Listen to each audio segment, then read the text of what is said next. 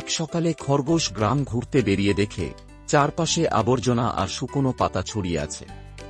সে দুঃখিত হয়ে বলল, আমাদের গ্রাম তো একেবারেই সুন্দর থাকছে না। খরগোশ ঠিক করল, আজই সে গ্রামের সবাইকে নিয়ে পরিষ্কার করবে। সে প্রথমে বাজারে গিয়ে তার বন্ধু কাঠবিড়ালি আর হাঁসকে ডেকে নিল।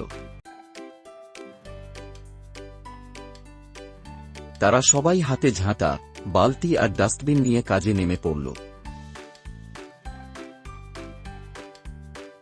রাস্তা পরিষ্কার হতে শুরু করল, ফুলগুলো আবার হাসতে লাগল।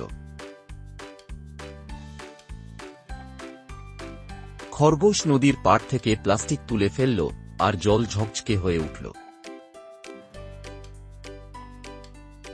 বন্ধুরা মাঠে শুকনো পাতা জড়ো করে কম্পোস্ট বানাল।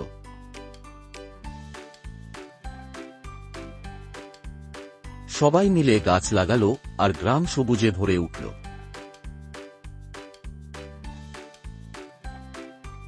একদিন পর পুরো গ্রাম ঝকঝকে, রঙিন আর সুন্দর হয়ে গেল। খরগোশ হাসি মুখে বলল, পরিচ্ছন্নতা শুধু সৌন্দর্য নয়, এটা আমাদের স্বাস্থ্যেরও বন্ধু।